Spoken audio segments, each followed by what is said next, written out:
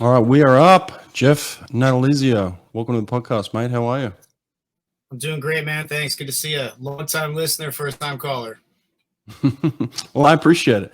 I guess this came about because we're on a coaching group on WhatsApp, and we go back and forward a lot, sharing comments and information, and just trying to make each other better, and also have a little fun at the same time. And your name comes up a lot, and you got a lot of really interesting, cool things to say. So I thought, well, why not get you on the podcast and we can talk about some of those things, eh? I love that. Absolutely. So, Jeff, tell us about you a bit. I understand that you're the head coach of Evolution Racing Club out there in Southern Cal, and but you have a history in swimming, and it's interesting. Everybody's got their own story. So, tell us a little bit about you. Well, I'm one of those guys that I started swimming when I was very young. It was the only sport that I ever did. All of the sports that I played were just for fun. Swimming was always kind of my baby because I had really bad asthma when I was very, very young. Mm-hmm. And, a lot of times the doctor says, put the kid in swimming. So I grew up swimming, and it was always just a big part of my identity. It was what I did. And then, I grew up swimming on Ervin Nova Aquatics under Dave Salo. Mm-hmm. And then from there, I went to UC Berkeley. I swam with the recently deceased Nort Thornton, the legend that he is, and Mm-hmm. Mike Bottom, legend that he continues to be. And for me, I was very lucky because I was kind of an in-between guy. I was an IMer, and they recruited me predominantly for the 100 backstroke. So I got to train just about equally with both coaches there. So I was just exposed to a lot of different great ideas. Dave Salo at the time was doing stuff that not a lot of other people were doing. And, it just really kind of shaped my idea about what training for swimming looks like.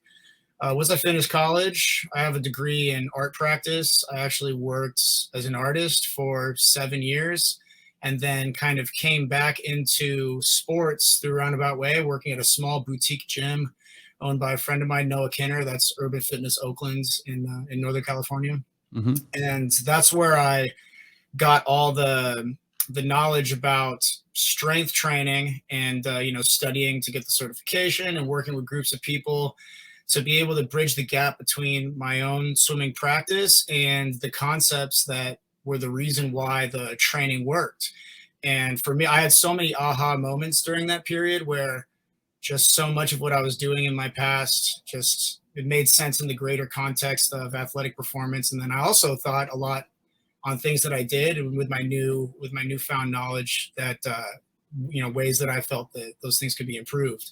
And that's what I kind of continue to try to do. I made the step back into coaching. I went out with Milorad Čavić. He had a swim school in Serbia. He brought me out to be the strength coach for some of their national team guys. I coached Chabasiliagi over there. Is really, really good. 100 breaststroker, he's consistently under a minute long course meter. And I think it was actually the first time that he got under a minute was when I was working over there with Sebastian Hegel. And that's really what made me want to get back into coaching. So when I came back into the United States, I started looking for coaching jobs, and I've been with Evolution for almost 8 years now. Wow. Awesome. When I look through your bio at Cal, I see a guy that was solid. But I don't know, in your mind, did you extract everything you could out of yourself at that point in time? Or when you look back now, you're like, man, I could have given more. I could have done more. I could have pulled more out of me. I don't know. Do you see that yourself? A little bit. I mean, I did my best. I did my best 100 meter backstroke time in 2016 when I was 34. Right. So yeah. My previous best from college when I was 22 at the Texas Invitational was like a 57.4. Wow. And then in 2016 at the age of 34, I went 56.8. So wow. Trials, I was the second oldest guy. You probably know the first oldest guy there. He ended up winning a gold medal. That was actually my main motivation to train, was so that I could go to Olympic trials with Anthony. I've been doing his strength training since September of 2015. and I did his training all the way up and through Olympic trials, and then up to and through the Olympics as well. So my primary motivation was to qualify for the meet so that I didn't have to pay for tickets and air travel. So it was a successful mission, but you know, when you get a little older, your motivation changes. But So I guess are going you, back to your original question, I felt at the time that I had done pretty much everything I could with the ability that I had. I always considered myself to be a medium talent. And, you know, the coaches recognized that. That's why I won the coaches award.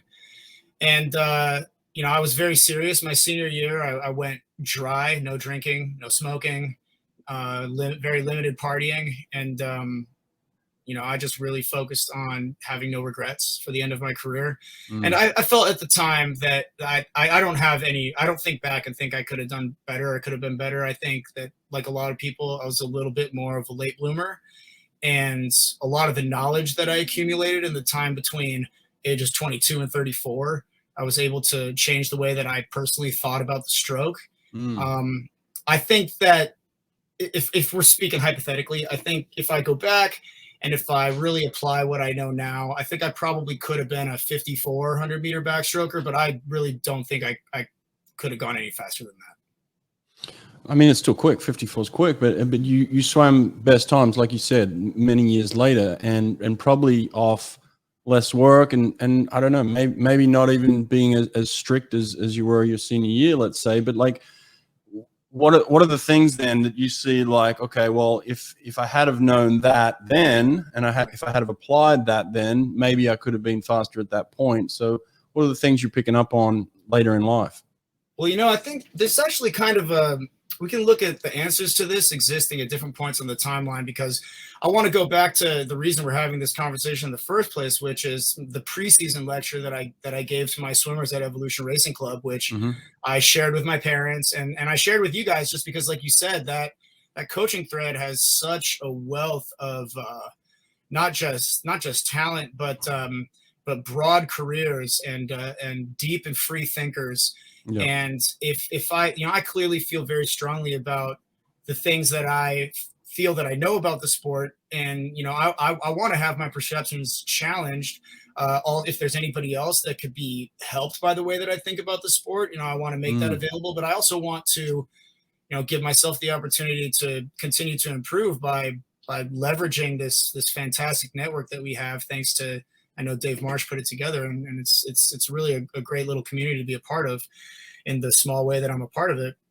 But the thing that really kicked off that for me was when I started at Berkeley, we had a lecture in the first week, and the concepts that were put forth in the lecture were concepts I'd never heard before. I'd never heard anybody talk about, you know, the physics of swimming. Really, you know, everything was just about working hard. And you know, Dave Salo was a great coach. And one of the things that he does better than anybody else that I don't think he gets enough credit for is air swimming. I mean, when he was demonstrating techniques on deck, he actually had solid technique. And I still see a lot of the coaches that I work with now, the younger coaches, I see them demonstrating the catch position. I see them demonstrating a pull, and they're just dropping the elbow. And I'm like, guys, please, if the swimmer does exactly what you're doing, they're going to fail. Yeah. You know? So Salo was really good about that. So I feel I'm a pretty visual learner. So for me, that was a really, really effective way to learn.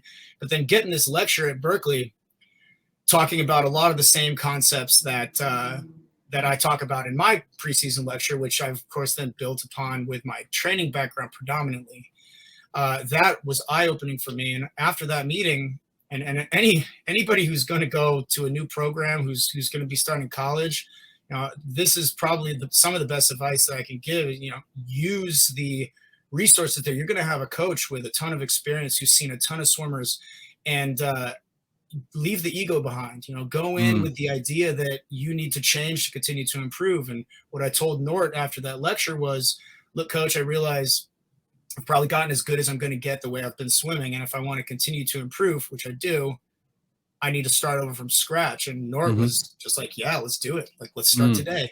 So we did all kinds of things just to break all of my bad habits. You know, I like to think of it as reprogramming.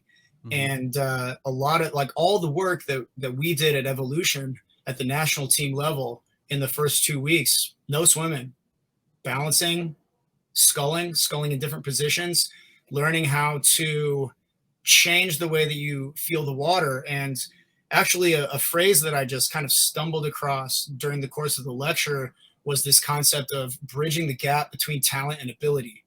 Everybody's got a certain level of talent, but your ability is not related to your talent on a one-to-one. Everybody's got the capacity to increase their ability beyond what their natural talent level is. And so the way that we were doing that was, I mean, obviously I name dropped David Popovici in that lecture. I was very just intrigued and inspired by the way that he swam that race, as I think all the coaches were. And you were actually the one other guy that pointed out the similarities between Popovici and Anthony Ervin. And they actually do, you know, somebody might look at them and think that they're totally different swimmers, but a lot of the things that they do have a unifying concept from a structural standpoint. And that's really where, as a coach, you can learn from the differences in the way swimmers are successful, and then looking at those differences, which are obvious, and trying to find the commonalities, which are much more subtle. Yeah. I always say this, like, there are certain people you see in sport do things, and to me, they just come across as innate in terms of like some sort of special gift that you know that these elite people have, you know. And Anthony was one of those guys that I used to compete against, and I used to not study him, but I would watch him, right? Like you always watch your competition. If you're smart, you're like, all right, what are they doing? I got to watch him. And Anthony had a way in the water that I would try and mimic, and I could never get it. Like I could never do what he did thoroughly. I could do parts of it. I could do pieces of it. I could never do it as fluidly as he could do it. Even just the action of the way he would swing his arm in the water in his recovery, the way he would place his hand on the water to feel water before he grabbed it and held on to it. These are things that I would watch Anthony do, and I would try and copy, and I couldn't for the life of me. And it's not just an Anthony thing, right? Like I had the great Alexander Popov, who I grew up with, and they would say, well, you know, swim like Popov's swimming, and I'm like, I just can't do it. So like, there's certain people like that, and then when I see David Popovici, it's very similar in the sense that when I watch him swim, I'm almost flashing back to what I was watching when I was watching Anthony swim, right? And that's not to say that Anthony had such a gift that that's all he had, right? Like, I'm not saying that. I don't want to say that Anthony was so superior that he didn't have to work. Like, that's not the case at all. Anthony worked hard. Anthony's very thoughtful. I mean, you know better than anyone. You worked with him. So, but when they touch the water, it's something special there. Am I right or wrong? Can you teach that, or is there just some people who have something a little bit better than everybody else? Well, I mean, some people do have just natural talent, you know, and the way that I've seen it play out is that natural talent is the feel for the water. Like, you can learn all these technical things, and you can strive to emulate the way a person swims, where they place their hand, the trajectory of their hand through the pull, through the push. But you can't feel what they're feeling. And that's something that, yeah, a lot of people are born with that. If you have it, you have it, and, you know, good for you. Now the challenge, like your cross to bear, is that you have to be able to develop that. And it can be tough for a very, very talented swimmer to want to put the work into developing their talent. And you see that all the time too, right? And then on the flip side, you got guys with less talent, and then you got to figure out how to bridge that gap between talent and ability. And the way that I decided to frame that challenge this season, which is different than last season and the season before, is by trying to teach them the technical fundamentals and how to use those. And when I say how to use those, that means what it should feel like, providing feedback so that they can focus on feeling a certain thing while their body is in a certain position, then hopefully do that enough times where you internalize that feeling. And then as we start to build the stroke up, which we're going to be doing this week, you can start to apply some of that into the actual swimming. And you know how swimming is. If you can make even the most marginal improvement in your body position and your drag coefficient, then you're going to get some really exciting performances out of that, and hopefully Yes. create a bunch of those aha moments. We individualize training in the pool, so why not individualize your nutrition? Erica Beine of Beine Wellness Building will help you and your swimmers get exactly what each athlete needs through genetic testing and personalized nutrition plans. So stop guessing what you should and shouldn't be putting into your body. Athletes within a few weeks have noticed they're recovering faster because they're fueling their body with what they need and staying away from what their body hates. Erica understands swimming. She gets it. She's worked with over 20 Olympians, including the fastest man in the world, Caleb Dressel. Group discounts are available, so go to Beine Wellness Building and get in touch with Erica today. That's Beine, Beine, wellnessbuilding.net. Swim Angelfish. Swim Angelfish is an online certification program that strengthens your teaching curriculum to serve swimmers of all abilities. Swim Angelfish will prepare you and your instructors with the skills to teach swimmers with autism, physical disabilities, anxiety, sensory and motor conditions, and more. Learn to teach skills faster and with more comfort with Swim Angelfish. Apply for an Only Alpha Pool Product Scholarship and receive up to 50% off your certification. Go to swimangelfish.com today to apply. I have some theories about where that feel for the water comes from. And, you know, usually when we look at swimmers that just have an amazing feel, these are not like guys that are super ripped or cut. Obviously, There's notable exceptions, but they're typically kind of thinner, more wiry guys. Mm-hmm. From all the learning that I've done in my course as a strength trainer, one of the things that really resonated with me, that kind of stuck in my mind as something that might prove to be very important later, was the fact that your fascial system has 12 times the amount of proprioceptive organs in it as your skeletal muscular system.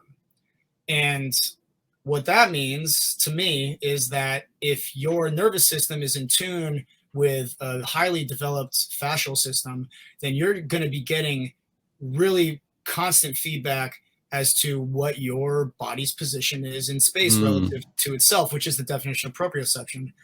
And Anthony he is a fascial athlete. You look at him, right? He looks like in another life he could have been probably a high jumper or a hurdler. Very, very tightly wound, and not like a ton of muscle mass. You know, when he competes, he's 6'3". He competes at about 170 pounds, and he's just got a very, very finely tuned fascial system. Yep. And that incorporates with an extremely intense central nervous system, you know, which he's been very vocal about his, growing up with Tourette's. And there were some really notable athletes recently who were featured in I think it was on HBO, some documentary about athletes and Tourette's. And there's a concept there that Anthony believes in. And it makes a lot of sense to me that the work that you have to do with your neurological system just to be able to live with Tourette's is something that has an extremely high crossover for athletic performance, because you have to be able to regulate and control an overexcited nervous system. So you just have this high level of nervous energy, this high level of excitation. You know, your brain and your spinal cords firing all these impulses to your muscles. And you have to learn how to deal with that, which there's no way that doesn't help. And I forget the last name, is the goalkeeper when the United States did really, really well in the World Cup. Tim was his first name. I'm blanking on his last name, but he talked about how he felt his living with Tourette's had kind of conditioned his nervous system to be able to be exceptional as a goalkeeper. And our performance in that World Cup was completely a result of the fantastic goalkeeping job that he did. Was it Tim Howard, or am I making that up? I remember it's an H name. Okay. Is it Howard? So, yeah, I think so, but I'm going to look this up after. We'll check it out. As you were talking, you actually made me want to make another point too about the Anthony situation, because of what I was saying about Anthony and how good I perceived him to be. What then that made me do is then work extra harder to try and, keep up with Anthony, because I can't compete with Anthony unless I'm working really, really hard to try and get to where I think he is, right? So then that makes me better. So Anthony made me better by him being as good as I thought he was, So then that's the way it works in athletics. Is not, you don't give up and say, well, that person's better than me.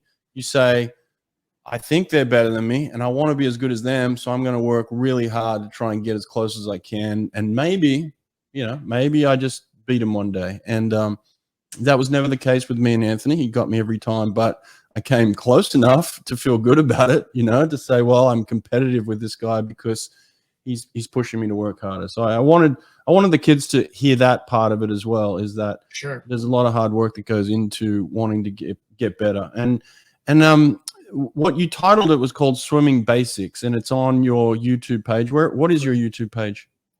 I believe it's Zio Fit Elite. Okay, Zio Fit Elite. That's where you can find it. It's called Swimming Basics, and it's really interesting. It's a 30-minute lecture that you're giving these kids. It's very detailed, and there's a lot to take away. And I think you should probably either listen to it a few times or take notes while you're doing it and kind of go over your notes, because there's a lot of really high quality information in there. If you can give us maybe some of the cliff notes on the things that you touched on. Absolutely. So I break it down into 3 basic concepts, which is posture, balance, and feel/connection to the water, which that feel connection is really where I identified the talent lion. And then those first 2 components are things that you have to learn to get yourself in a position where you can start to build your feel from that position, so that you're hopefully swimming in a way where you're higher on the water with less drag. And posture is essentially, it's the first thing that you need to be able to change the shape of your body in order to achieve balance in the water, which I refer to this as aquatic body posture.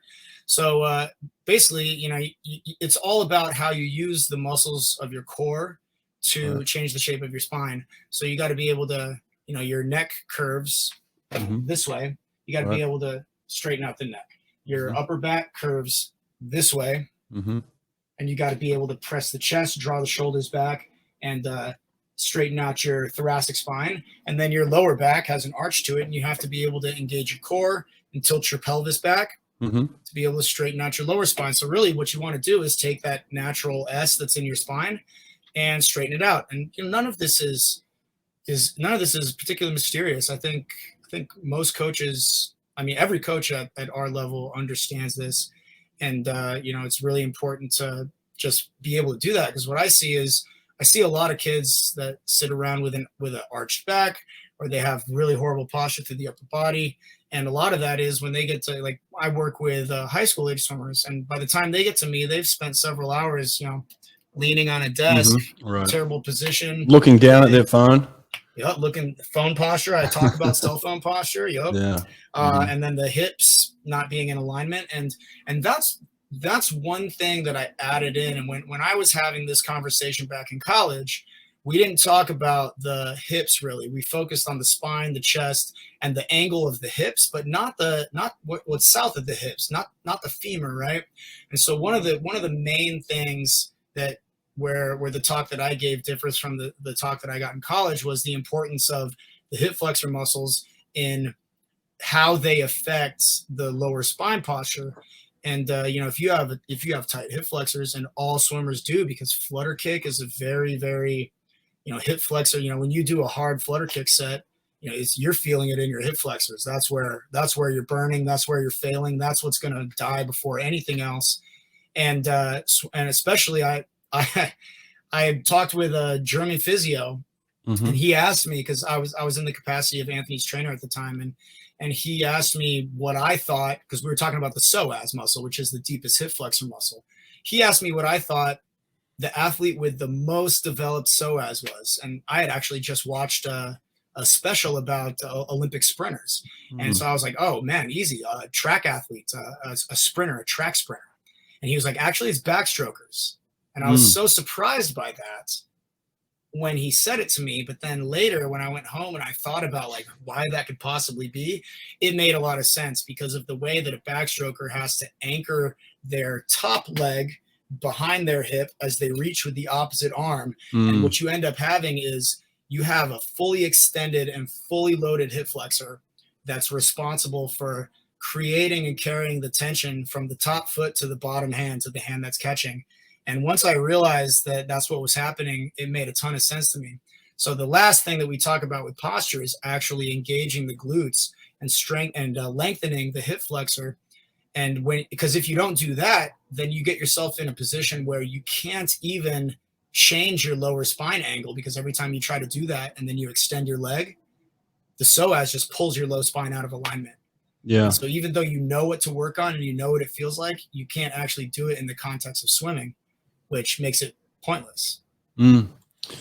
This is really interesting. I mean, it's super interesting. And I've had obviously conversations like this before. What's probably more interesting to me is that now we have coaches at your level kind of coaching the youth into this now. Like, I think by the time we got to college, it was like, all right, we're going to make some changes here if we want to compete. Like, the college swimming was getting so good that if you weren't doing things at a really high level, you just couldn't compete.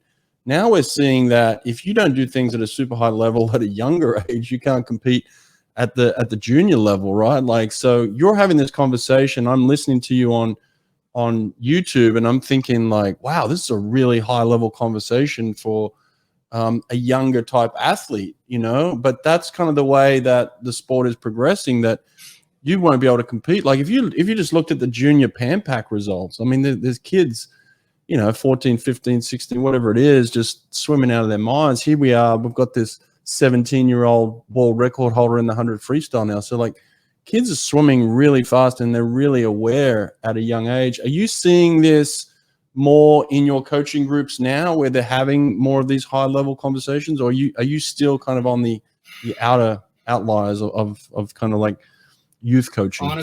Honestly, I do feel like I'm an outlier, but I might be wrong. I might just not be talking to the right people. But you know, I know, like, I never was exposed to this when I was younger, and I think there's a lot of coaches like me who went to college, all of a sudden just got access to a whole nother cerebral level of swimming, and then if they're passionate about it and they want to coach because they love the sport and they want to be involved with producing some very exciting swims, then I think naturally they want to come back and introduce these concepts at an earlier age. And I actually started off on this team coaching 11, 12-year-olds, but I decided from the very beginning that I was going to speak to them like adults and teach them complex concepts. And my thinking was, you know, even if they don't understand 75% of it, they're going to hear this consistent language. And by the time they're 15, it'll start to make sense. It'll start to click. And you know, you just want to create these aha moments earlier. Because like you said, people are getting really fast. And you don't want to wait until college to introduce, you know, a novel concept that might change the way somebody thinks about swimming and allows them to get more out of their training. Because again, it's like I keep coming back to this, bridging the gap between talent and ability. And if you can make steps as a coach who's coaching, you know, adolescents, young teenagers that are just at the point where they're probably starting to think about getting serious in the sport, if you can introduce into a fertile mind these ideas that could cause them to work smarter and create good habits instead of bad habits that need to be unlearned at a later age, then you can really start to free up performance, you know, I would think exponentially, because I mean, we all know how much harder it is to break a habit at like the ripe old age of, you know, whatever, 20. You know, it's a lot easier to do it when you're, you know, kind of like in puberty or coming out of puberty, and there's a lot of growth happening naturally, and you're not so set in your ways. You know, there were a lot of guys that came in to Cal that didn't want to change. You know, and that's the worst thing that you can do going into a training situation, is think that you already know what you need to do. You know, and real quick though, because thinking's its thing, right? And one of the things that you were talking about kind of your back and forth, your swimming career with Anthony was, you know, you're trying to work hard and you're trying to figure out how to swim like he's swimming. and you're probably working to get. I saw you, man. You were shredded back in the day, Mm-hmm. and you're working to get strong. And meanwhile, Anthony's got this fascial system that he's really leaning on, and you actually can train the fascial system. You can focus on that type of training to augment your ability to use your fascia like a big elastic band to just store and release energy without you having to develop big muscles. I like to think of the muscles as being the tuning elements in the fascial system, where they're there to build and create the tension, build and create the motor force, but what they're really doing to produce the performance is transferring energy to the fascial system so that you can use your body in a more elastic and relaxed way. Popovici does that exceptionally well. I don't know how much they've trained that and how much of it is natural talent. I would imagine that it's probably mostly talent, 85%, if I had to just take a random wild guess. But the thing that Anthony does, and I'm sure you've talked to him about this at some point, is he doesn't think about where his hand should go. He thinks about feeling. He builds his stroke from a place of feeling, because he understands that that's what his strength is. And I think that's also what makes it engaging and interesting for him. So, the other part of the lecture, it's about, it's not like a cut and dried thing. Like, I want you to do this because this is what it is. It's more like, we're going to do this because I want you to try to change the way that you're feeling the water and see if you can maybe find something that you haven't felt yet. Because if you can get somebody to feel something, then that's something that they can understand intrinsically. Whereas something that you're just understanding conceptually, that's not necessarily something that you can reproduce in an athletic environment. Destro swim towers. Gain strength in the water with a tower of power. Save $150 per double swim tower by using code BRETT, B-R-E-T-T, at checkout. DestroMachines.com. Vasa has been the go-to training tool outside of the pool for over 30 years. Vasa's products are ideal for developing power and proper technique in your swimmer's catch. Add a few Vasa trainers to your pool deck, and it's like adding an extra lane to your swimming pool. Go to vasatrainer.com, use code BRETT at checkout, and get 10% off anything from Vasa. How much of that do you do throughout the season, right? So, like, you're obviously talking to them up front, and then you're probably spending a few weeks working on a lot of these concepts, and then you do at some point have to shift into the work as well that they have to do.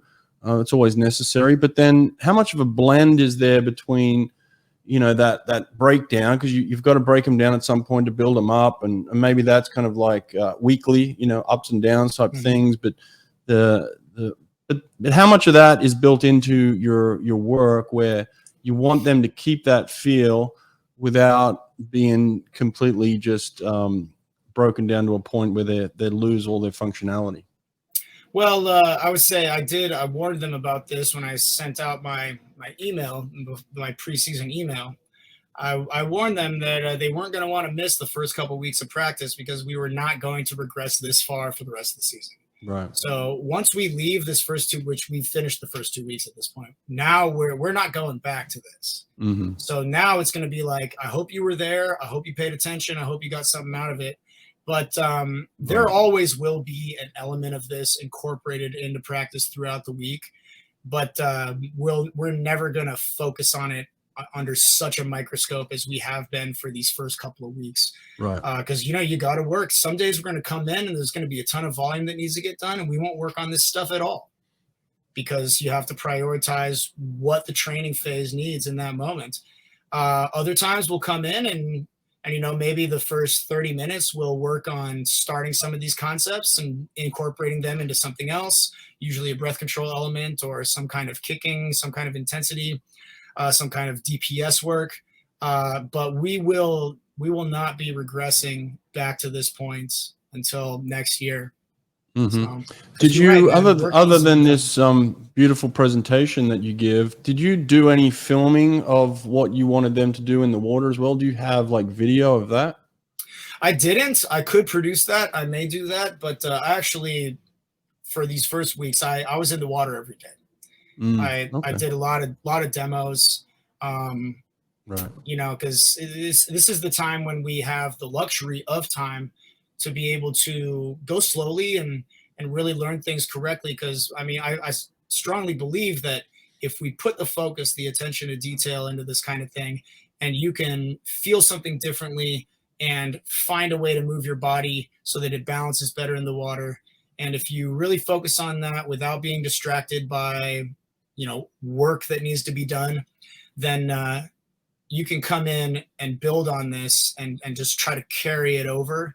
And, you know, like I said, just the tiniest amount of improvement from a foundational standpoint is going to allow your work to be more effective. You know, the worst thing that you want as an athlete, the last thing that you want to see happen is for you to put a ton of work in that doesn't get you the results that you want.